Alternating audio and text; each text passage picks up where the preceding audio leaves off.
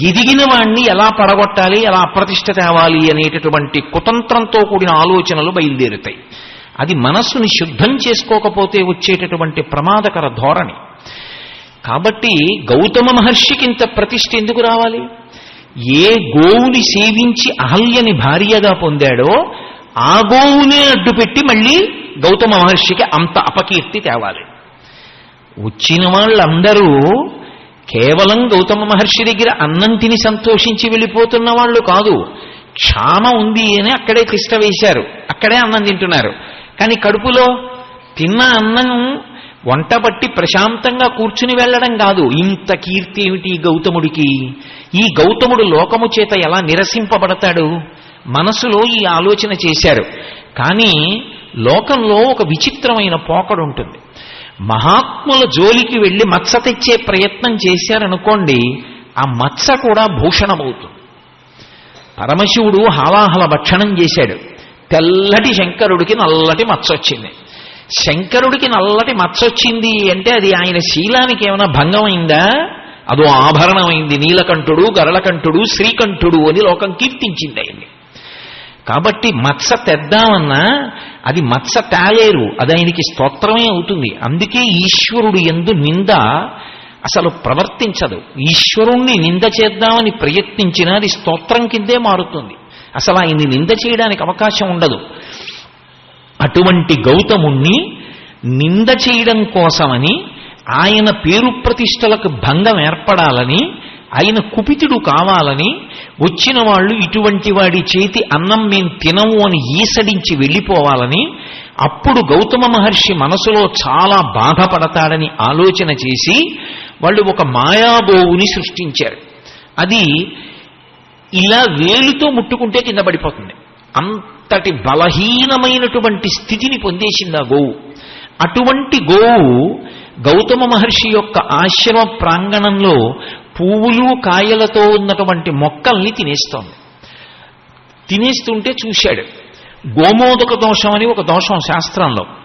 ఆవుని మీరు గట్టిగా కర్రతో కానీ చేత్తో కానీ కొట్టారనుకోండి, దానివల్ల ఆవు బాధపడితే ఆ ఆవుని కొట్టినటువంటిది మహాపాపము అని చెప్పి వేస్తారు జీవుడికి. గోమోదక దోషం అని ఆవుని కొట్టకూడదు. ఆవు పట్ల పరమ భక్తితోటి ప్రేమతోటి ప్రవర్తించాలంతే. శివార్చనకి ఎలా అయితే శివారాధకుడు అర్చకుడు గుళ్ళో ఉంటాడో 8వ వంతు శివుడిగా, గోవుని కాపాడడంలో, గోవుని రక్షించడంలో, గోవుని నియంత్రించడంలో అధికారం ఒక్క గొల్లవానికే ఉంటుంది, దాన్ని కాపాడేవాడికి. అంతేకాని దాన్ని నిష్కారణంగా కొట్టకూడదు. గోమోదక దోషం వచ్చిందండి అంటారు. ఒక్కొక్కసారి ఇటువంటి దోషాలు తెలియకుండానే లేనిపోని ఉపద్రవాలు తీసుకొస్తూ ఉంటాయి. కాబట్టి ఇప్పుడు గోవుని కొడితే గోమోదక దోషం వస్తుంది. కొట్టకుండా వదిలేస్తే పువ్వులు కాయలు ఉన్నటువంటి మొక్కలు తినేస్తోంది. అవతల అన్నార్తులైన వాళ్ళు ఎందరో ఉన్నారు, వాళ్ళకి అన్నం పెట్టాలి. ఎలా ఆలోచించాడు ఆయన? దర్భ పరమ పవిత్రమైనది, అమృత స్పర్శ కలిగినటువంటిది దర్భ. అందుకని ఆయన ఏం చేశాడంటే దర్భల కట్టలోంచి ఒక దర్భ తీసి హాయ్ అని అదిలించి ఆ దర్భ విసిరాడు. దర్భ తగిలితే దెబ్బేం తగులుతుంది? కానీ అది చూడ్డానికి ఒక కర్రపుల్లలా ఉంటుంది కాబట్టి అరిచి ఒక ఇలా దర్భని వేస్తే ఆ దర్భ తగిలినా కూడా కర్ర పెట్టి కొడుతున్నాడు అనుకుని ఆవు వెళ్ళిపోతుంది అని గౌతముడు ఊహించాడు. ఊహించి ఒక దర్భని విసిరాడు. గౌతముడు ఏది చేసినా మరణించాలన్న సంకల్పంతో వాళ్ళు ఆ మాయాగోవుని సృజించారు. ఎప్పుడైతే గౌతమ మహర్షి చేతితో విసిరినటువంటి దర్భ దానికి తగిలిందో ఆ గోవు కింద పడి మరణించింది. అలా ఎప్పుడు జరుగుతుందనే కాసు కూర్చున్నారు. సంఘటన వేరు, కుట్ర వేరు. అలా జరిగిన తరువాత ఏం చేయొచ్చు అన్నది ఆలోచన. ఎంత నీచమైనటువంటి మనస్తత్వం! అందుకని వెంటనే బయలుదేరి గౌతముడు గోవుని చంపేశాడు. పెద్ద హాహాకారాలు మొదలుపెట్టారు. ఎవరికి తెలుస్తుంది? అందరూ గబగబా వచ్చారు. లోకంలో అమాయకత్వం చాలా మందికి ఉంటుంది. ఏదైనా వింటే అదే నిజం అనుకుని నమ్ముతూ ఉంటారు. కాబట్టి పరిగెత్తుకొచ్చారు. కొట్టావా గోవుని? దర్భ విసిరాను. చాలదా? గౌతముడి చేతి దర్భ తగిలి చచ్చిపోయింది.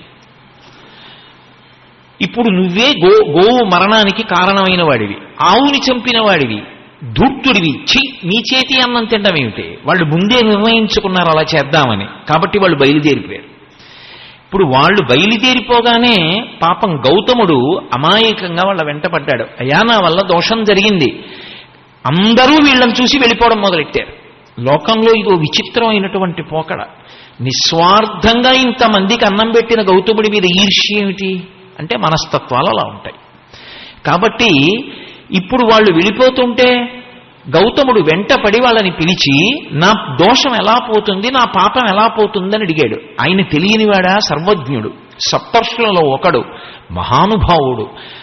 ఆయన నడిచి వెడుతున్నటువంటి అగ్నిహోత్రం ఎలా ఉంటుందో అలా ఉంటాడు.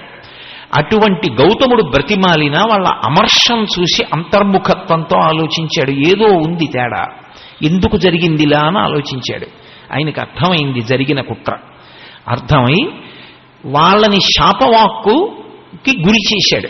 సరే, ఇప్పుడు ఆ శాపవాక్కు అవి ప్రధాన విషయాలు కావు. గౌతముణ్ణి మిగిలిన వాళ్ళు వేడుకున్నారు. ఏదైతేనే, అది మాయాగో అయితేనే, గోవైతేనే, గోవు పడిపోయింది కదూ, ఆ దోషం పోగొట్టుకో, పరమశివుడి గురించి తపస్సు చేయి. ఆయన నుండి నీటి పాయ ఒకటి వస్తే, పరమేశ్వరుడి నుండి వచ్చిన నీటి పాయ ఈ గోవు కళేబరానికి తగిలితే గోవు మళ్ళీ పునరుజ్జీవితురాలవుతుంది. అలా గోవు బ్రతికితే నీకు దోషం పోయింది, కాబట్టి నువ్వు వెళ్ళి తపస్సు చేయమన్నారు. వెంటనే ఆయన పరమేశ్వరుడి గురించి తపస్సు చేశాడు. శంకరాచార్యుల వారు సౌందర్యలహరిలో ఒక అద్భుతమైన మాట చెప్తారు. శరజ్యోత్స్నా శుద్ధాం శశియుత జటాజూటమకుటాం భరత్రాసత్రాణ స్ఫటిక ఘటికా పుస్తకరాం సకృర్ణత్వానత్వా అని. సకృర్ణత్వానత్వా అంటే మంచి మనస్సు కలిగినటువంటి వాడు ఒక్కసారి నమస్కారం చేస్తే చాలు. మనసు కల్మషంతో నిండిపోయి ఉంటే ఈశ్వరుడి దగ్గరికి వెళ్ళి ఇన్ని మాటలు నమస్కారాలు పెట్టండి, ఎన్ని మాటలు కింద పడండి, ఆయన అనుగ్రహం కలగడానికి సాధనలో ఉన్నావు. మంచి మనసు కలిగినటువంటి వాడు తన గురించి కానీ లోకం గురించి కానీ ఒక్క నమస్కారం చేశాడనుకోండి, ఆయన సంకల్పాన్ని ఈశ్వరుడు అనుగ్రహించేస్తాడు. ఎందుకంటే ఆయన మనసు అటువంటిది, అది అమృత భాండం. అది ఎప్పుడు ఎవరిని చెనకే స్వభావంతో ఉండదు. అసలు ఎవరిని బాధ పెట్టడమో ఇష్టం ఉండదు. ఇష్టం ఉండనటువంటి వాడు భగవంతుణ్ణి నమ్ముకుని బ్రతుకుతున్నవాడు కాబట్టి వాడు చేసినటువంటి సంకల్పం ఏదో అది ఆయన ఒక్క నమస్కారం చేస్తే చాలు, ఈశ్వరుడు తీర్చేస్తాడు. సకృన్నత్వానత్వా అంటారు శంకర భగవత్పాదులు. అందుకే అలా గౌతముడు ఎన్ని వేల సంవత్సరాలు తపస్సు చేయాలేమిటి పరమేశ్వరుడి గురించి? మంచి మనస్సున్నవాడు పరమశివుడి గురించి తపించాడు. పరమేశ్వరుడు ప్రత్యక్షమయ్యాడు. ఏం కావాలని అడిగాడు. అది మాయాగోవో గోవు నా వలన మరణించిందన్నారు. దర్భ విసిరాను, నిజమే, గోవు పడిపోయింది. ఆ గోవు మళ్ళీ బ్రతకాలి, అనుగ్రహించమన్నాడు. ఆయన ఒక జటని ఒకదాన్ని తీసి చేతిలో పెట్టాడు. ఈ జటని పట్టుకెళ్ళి పిండు. ఎందుచేత అంటే పరమేశ్వరుడికి ఒక పేరుంది, ఆయన అరుణజటేశ్వరుడు అని. మన వైపు ఆ పేరు అంత బాగా పెట్టుకోగానే మీరు ద్రవిడ దేశం వెడితే ఇప్పటికీ అరుణజటేశ్వరుడు అని పేరు పెట్టుకుంటారు. మాకు ఓ పెద్ద ఆఫీసర్ గారు ఉండేవారు, అరుణజటాయ్, ఆయన పేరు అరుణజడాయ్ అంటుండేవారు. ఆయన పేరు రాస్తే రైల్వే వాళ్ళు ఫిమేల్ అని కొట్టేవారు, ఆడదనుకునేవారు అరుణ చూసి. అరుణజటేశ్వరుడు అంటే ఎర్రని జటలు కలిగిన వాడు. ఎర్రని జటలు ఆయనకి ఎందుకుంటాయంటే ఎప్పుడూ గంగ చేత తడిసి ఉంటుంది ఆయన యొక్క తల, అది జ్ఞానగంగ. ఆ గంగ చేత చల్లగా తడిసి ఉన్నటువంటి ఆయన యొక్క జటాజూటంలో ఉన్నటువంటి ఒక ఎర్రని జటని పెరికి ఆయన గౌతముడికి ఇచ్చాడు. ఇది పట్టుకెళ్ళి పిండు, గోవు యొక్క కళేబరం మీద బ్రతుకుతుందన్నాడు. అసలు గౌతముడికి నింద తేవాలని వీళ్ళు ప్రయత్నించారు, కానీ గౌతముడికి శాశ్వతమైన కీర్తి రావడానికి అది కారణమైంది. ఎందుకని? మహాత్ముల జీవితాలు అలా ఉంటాయి, అపకారం చేద్దామన్నా చేయలేరు. కాబట్టి ఇప్పుడు ఆ జటని పట్టుకెళ్ళి ఆ గోవు యొక్క కళేబరం మీద పిండాడు. పిండగానే ఆ నీళ్లు దాని మీద పడి గోవు పైకి లేచింది, మళ్ళీ జీవాన్ని పొందింది. అందుకే గోదావరి, గోవుని ఇస్తూ ప్రారంభమైనటువంటి ప్రవాహము. గౌతమి గంగా, పరమశివుని యొక్క జటాజూటంలో ఉన్నటువంటి జటని గౌతమ మహర్షి చేత్తో పిండినప్పుడు గోవుని బ్రతికిస్తూ పరమ మంగళప్రదంగా ప్రారంభమైనటువంటి జీవధార. అందుకని గౌతమి గంగా, గోదావరి అన్న పేర్లతో పిలవబడింది. ఇంత శక్తివంతంగా ఇంత పవిత్రంగా మహర్షి యొక్క తపస్సు వలన పరమశివుని యొక్క జటలోంచి ఉద్భవించింది కాబట్టి ఆ గోదావరి ఎంత ప్రశస్తి కలిగినటువంటి నదీమ తల్లిగా కీర్తింపబడింది లోకంలో అంటే, గోదావరి నది దగ్గరికి వెళ్ళి ఒక్కసారి స్నానం చేసిన వాడికి ఎంత ఫలితం ఇవ్వాలి అన్నదాన్ని శాస్త్రాలు నిర్ణయం చేశాయి. కురుక్షేత్రానికి వెళ్ళి దానం చేస్తే ఎటువంటి ఫలితం వస్తుందో, గంగానదికి వెళ్ళి స్నానం చేస్తే ఎటువంటి ఫలితం వస్తుందో, అలాగే నర్మదా నది ఒడ్డున కూర్చుని తపస్సు చేస్తే ఎటువంటి ఫలితం వస్తుందో, గోదావరి దగ్గరికి వెళ్ళి స్నానం చేస్తే కూడా అటువంటి ఫలితమే వస్తుంది. అంటే గోదావరి నది ఎంత శక్తివంతమైనదో, ఎంత పావనమైనదో మనకు అర్థమవుతుంది. అయితే తెలిసి కాని తెలియక కాని నది విషయంలో ఒక్కసారి స్నానం చేసినా నమస్కరించినా అంత ఫలితాన్ని నది ఇవ్వగలుగుతుంది. కారణం, నదికి ఒక అధిష్టాన దేవత ఉంటుంది. నది కేవలం ప్రవాహం కాదు, ఆ ప్రవాహానికి అంతటికీ కూడా ఒక అధిష్టాన దేవత ఉంటుంది. ఆ అధిష్టాన దేవత యొక్క అనుగ్రహం చేత అటువంటి స్థితి కలుగుతుంది. దాన్ని తెలుసుకున్న నాడు అటువంటి నదుల్ని కాపాడుకోవడం అనేటటువంటి దాని మీద మనం ఎంత శ్రద్ధతో ఉండాలి అన్నది అర్థమవుతుంది. ఆ శ్రద్ధ అన్న మాట ఒక్కటి లేదనుకోండి, ముందు వరుసలో కూర్చుని సెల్ ఫోన్ మాట్లాడుకునేవాడు ఎలా ఉంటాడో, గంగ దగ్గరికి వెళ్ళినా గోదావరి దగ్గరికి వెళ్ళినా వాడికి దాని గురించి తెలియనప్పుడు దాన్ని పాడు చేయడానికి అలాగే ఉంటాడు. సభలోకి రావడం ఎందుకు, ముందు కూర్చోవడం ఎందుకు, సెల్ ఫోన్ మాట్లాడుకోవడం ఎందుకు? నీకంత సెల్ ఫోన్ అవసరమైతే చివరికి పో, అక్కడ కూర్చుని మాట్లాడుకో. ముందు కూర్చుని సెల్ ఫోన్ మాట్లాడుకోవడం ఏంటి? సెల్ ఫోన్ మాట్లాడుకునేవాడు ఎంత సంస్కారహీనుడో, నదుల దగ్గరికి వెళ్ళి అంత పవిత్రమైన నదుల్ని పాడు చేసేవాడు కూడా అటువంటి వాడే. అందుకే నదీ వైభవాన్ని తెలుసుకుని ఉండాలి. ఆ నదీ వైభవాన్ని తెలుసుకుని ఉన్ననాడు ఎలా ప్రవర్తించాలో, నదుల్ని మనం ఎలా కాపాడుకోవాలో, దాని వైశిష్ట్యం ఏమిటో మనకు అర్థం అవుతుంది. కాబట్టి అంత పరమ పవిత్రమైనటువంటి రీతిలో గోదావరి యొక్క ప్రారంభము జరిగింది. అది జీవధార. అది ఒకనాడు ఎండిపోయేది కాదు. గోదావరికి ఉన్నటువంటి గొప్పతనం ఏమిటంటే నాసికాత్రయంబక్లో ప్రారంభం అవుతుంది. ఆ నాసికాత్రయంబక్ దగ్గర ప్రారంభమైనటువంటిది మొట్టమొదట త్రయంబకేశ్వరుడి వెనకాతల చిన్న సరస్సుగా, ఇది గోదావరి ఏమిటి, ఇది ఇంత పెద్ద నది ఏమిటి అనిపిస్తుంది. అసలు దక్షిణ దేశంలో ఉన్నటువంటి నదులన్నిటిలోకి చాలా పెద్ద నది ఏది అంటే గోదావరి. అంత పెద్ద నది అయినటువంటి గోదావరి బొట్టుబొట్టుగా ప్రారంభం అవుతుంది. చిన్న ధారగా వచ్చి త్రయంబకేశ్వర దేవాలయం వెనకాతల ఒక మడుగుగా ఏర్పడుతుంది. ఒక మడుగుగా ఏర్పడినటువంటిది తరువాతి కాలంలో అది అందుకున్నటువంటి వేగం చూస్తే, దాని యొక్క ఝరి, దాని యొక్క ప్రవాహం చూస్తే ఆశ్చర్యజనకంగా ఉంటుంది. అంత ఆశ్చర్యజనకమైనటువంటి వేగంతో ఉపనదుల్ని కలుపుకొని అంత దూరం ప్రయాణం చేస్తూ వెడుతుంది. గోదావరి నది యొక్క అధిష్టాన దేవత ఇప్పటికీ పలుకుతుంది. మహాత్ములైనటువంటి వారికి గోదావరి ఇప్పటికీ ఎప్పటికీ పలుకుతూనే ఉంటుంది. ప్రబల సాక్ష్యములు ఎన్నో ఉన్నాయి. ఇప్పటికీ కంటికి దొరకనటువంటి సాక్ష్యాలు గోదావరి నది అనుగ్రహించగలిగినటువంటి స్థితి కలిగినది అని చెప్పడానికి ఎన్నో విశేషాలు. అందుకే ఒక నది గురించి చెప్పేటప్పుడు మనం సాధారణంగా ఏం చేస్తామంటే పెద్ద ప్రాధాన్యత ఇవ్వం, విడిచిపెట్టేసి చదివేస్తాం. లేదా చదివినా కూడా ఏది ప్రధాన కథో ఆ ప్రధాన కథతో అనుసంధానం అయిపోతాం తప్ప, అక్కడ నది గురించి స్పర్శ వస్తే ఆ నది గురించి ఏం చెప్పబడింది అన్న విశేషానికి ఎక్కువ ప్రాధాన్యత ఇచ్చే ప్రయత్నం చెయ్యం. నేను మీతో ఒక ఉదాహరణ చెప్పాలి అంటే, నిన్నను మీతో నేను నర్మదా నది గురించి ప్రస్తావించాను. ఒకప్పుడు వామనమూర్తిగా ఆవిర్భవించినటువంటి శ్రీ మహావిష్ణువు ఎక్కడ విశేషంగా దానాలు చేసేటటువంటి రాజులున్నారు అని సాటి బ్రాహ్మణుల్ని అడిగాడు. బలిచక్రవర్తి అటువంటి యజ్ఞాలు చేస్తున్నాడు, నర్మదా నదీ తీరంలో చేస్తున్నాడు అన్నారు. ఆయన ఆ వటువు నర్మదా నదీ తీరం దగ్గరికి బయలుదేరాడు. బయలుదేరినప్పుడు పోతన గారో మాట అన్నారు. ఆయన అన్నారు, సకల ప్రపంచ గురుభర నిర్వాహకుడగుట చేసి చెరి చనుదేరన్ కర్వుని వేగు సహింపక నుర్వీస్తలి కుంకె మృగ్గె నురగేంద్రుండున్ అన్నారు. సమస్త భువన భాండములను తన కడుపులో పెట్టుకున్నటువంటి విష్ణువు వామనమూర్తిగా వస్తే ఆ వామనమూర్తి నడిచి వెడుతున్నప్పుడు ఈ భూమిని మోస్తున్నటువంటి ఆదిశేషుని యొక్క పడగలన్నీ ఒరిగిపోయేట. భూమి కుంగింది ఆయన యొక్క శక్తిని తట్టుకోలేక. కానీ అంతటి మహానుభావుడు నర్మదా నదిని దాటాడు. ఎందుకని నర్మదా నదికి ఆవలి వైపు యజ్ఞం చేస్తున్నాడు బలిచక్రవర్తి. ఆ బలిచక్రవర్తిని దర్శించడం కోసమని చెప్పి ఆయన నర్మదని దాటినప్పుడు పోతన గారు నర్మదా నది గురించి ఒక విషయం చెప్పారు. నర్మద అని మొదలు పెట్టలేదు పద్యం, శర్మద అని మొదలెట్టారు. ఎంత చమత్కారం చూడండి. మహానుభావులకున్న గొప్పతనం ఏమిటంటే చాలా తక్కువ అక్షరాలలో అత్యధిక భావాన్ని నింపేస్తారు. నర్మద అని కదూ మొదలెట్టాలి ఆయన నది దాటుతున్నప్పుడు.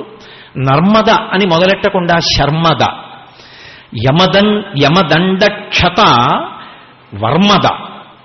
ఆవిడ కఠిన ముక్తి కాంతా చేతో మర్మద, అంబుజ దురిత నివారిత నర్మద తరించే త్రోవన్ వటుడు అన్నారు. చిన్న పద్యం, కానీ నర్మదా నది ప్రాశస్యం అంతా చెప్పారు.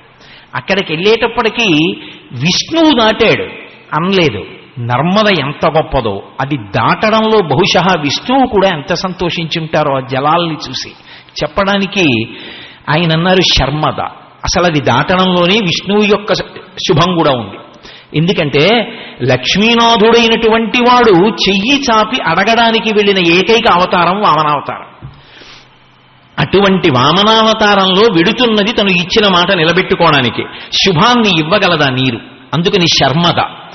ఆయనకే కాదు, ఆయనకే శుభాలిచ్చినటువంటి నర్మద ఎవరికి శర్మద కాదు. శర్మద అంటే శుభములనిచ్చున్నది. ఎవరు అక్కడికి వెళ్ళి నిలబడినా వాళ్ళకి శుభాలే ఇస్తుంది. కాబట్టి నర్మద అని మొదలెట్టలేదు, శర్మద. యమదండక్షత వర్మద.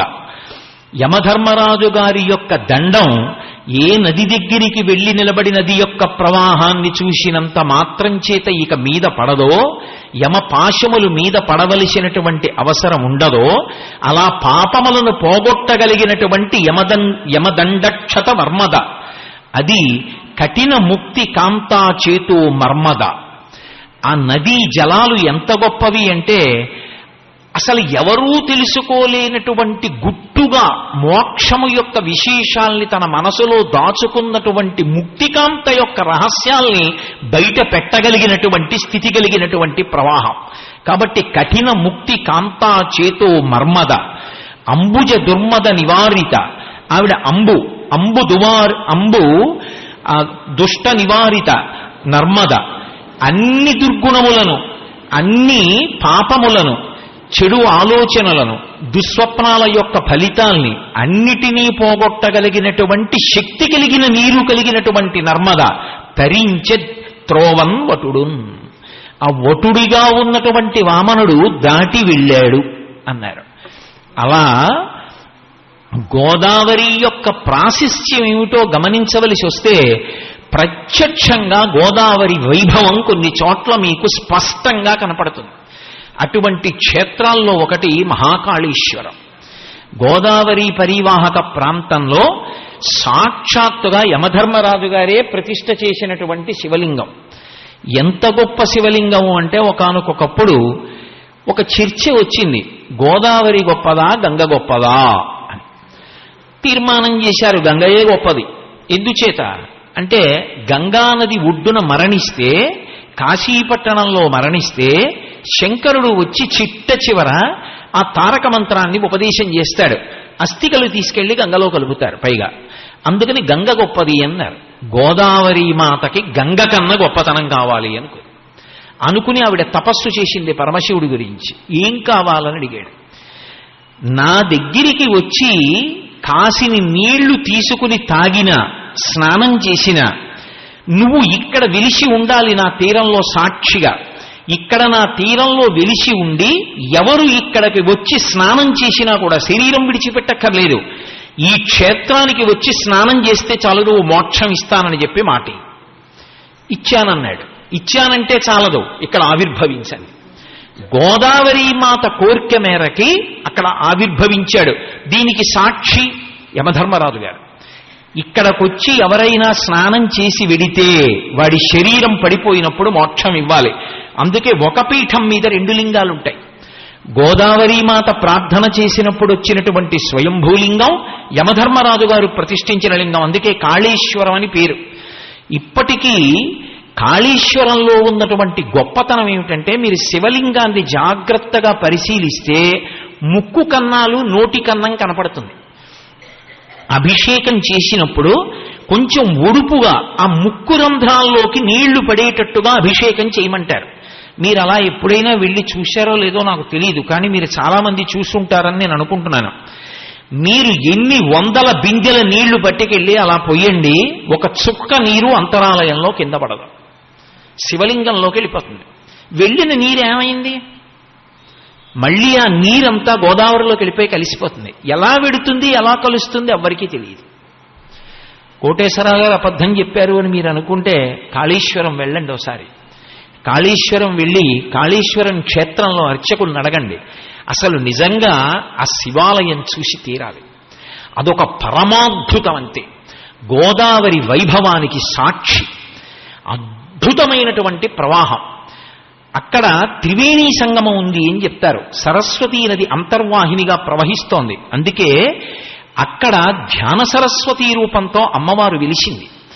అందుకే మీరు ఇప్పటికీ మహాకాళేశ్వరం వెళ్ళి మహాకాళేశ్వర క్షేత్రంలో సరస్వతీ అమ్మవారి గుడిలోకి నేను చెప్పకుండా మిమ్మల్ని తీసుకెళ్ళి చూడండి అన్నాను అనుకోండి, ఏదో కళ్ళకి గంతలు కట్టి తీసుకెళ్ళి కళ్ళకి గంతలు విప్పాను అనుకోండి, మీరు ఉలిక్కి పడతారు, ఎవరో ఆడావిడ వీణ పట్టు కూర్చుంది అని. అంత సజీవంగా కూర్చుని ఉంటుంది సరస్వతీదేవి. అక్కడ అమ్మవారిని సేవిస్తే అంతటి ధారణాశక్తి. అందుకే ఇప్పటికీ కొంతమంది పండితులు కించిత్ దెప్పి పొడుస్తుంటారు, వాడు గోదావరి నీళ్లు తాగాడరా అందుకు ధారణాశక్తి అంటుంటారు. గోదావరి సరస్వతి కటాక్షాన్ని ఇస్తుంది మీకు. అందుకే ఎక్కడ సరస్వతీ కటాక్షం ఉంటుందో అక్కడ గోదావరి ప్రవాహం ఉంటుంది. బాసర, అసలు దాని పేరు బాసర కాదు, వాసర. వాసర క్షేత్రం వ్యాసప్రతిష్ఠ. అద్భుతమైనటువంటి సరస్వతీదేవి. అటువంటి సరస్వతీ మూర్తి ఇప్పటికీ పలుకుతుంది అని. నాకు పేర్లు అవి చెప్పడం ఇష్టం లేదు, కానీ ఏదో ఆయన పడుకున్నటువంటి గదిలో వేరు విధమైనటువంటి ఇబ్బంది కలిగి ఆయన గది విడిచిపెట్టి ఏదో ఆలయంలో పడుకుందాంలే హాల్లోని పడుకున్నాడు. పడుకుంటే రాత్రి వేళ ఆయనకి అమ్మవారి గజ్జల చప్పుడు వినపడి హతాశుడైపోయాడు. ఇప్పటికీ సరస్వతీదేవి తిరుగుతుంది కాళేశ్వర క్షేత్రంలో అని. అలాగే వాసర క్షేత్రంలో తిరుగుతుంది. గోదావరి తీరంలో వెలిసినటువంటి ఈ క్షేత్రాలు అంత పరమపావనమైనటువంటి క్షేత్రాలు. ఇప్పటికీ మీరు మహాకాళేశ్వరంలో చేసినటువంటి అభిషేక జలాలు ఎక్కడికి వెడతాయి ఎవరికీ తెలియదు. అద్భుతమైనటువంటి ప్రవాహం. ఈ సంవత్సరం సరస్వతీ పుష్కరాలు వచ్చినప్పుడు నేను అక్కడే స్నానం చేశాను. వెళ్ళి మహాకాళేశ్వరంలోనే స్నానం చేశా. త్రివేణీ సంగమం అక్కడ ఉన్నదని, అక్కడ అంతర్వాహినిగా సరస్వతి వెడుతూ ఉంటుందని ప్రతీతి. అటువంటి మహాకాళేశ్వర క్షేత్రం దగ్గరికి వెళ్ళి మీరు గోదావరి ప్రవాహాన్ని చూస్తే అసలు గోదావరి యొక్క అద్భుతమైనటువంటి ప్రవాహ వైభవం ఏమిటో అర్థమవుతుంది. నదిని దాటితే మహారాష్ట్ర, నదికి యువతల ఆంధ్రప్రదేశ్. మహాకాళేశ్వరుని యొక్క లింగం. అసలు మీరు మహాకాళేశ్వరం వెడుతున్నప్పుడే ప్రకృతి అందాలకి ఆటపట్టు. అంత గొప్ప క్షేత్రం. జీవితంలో ఒక్కసారైనా మహాకాళేశ్వరం వెళ్ళకపోతే మహాకాళేశ్వరంలో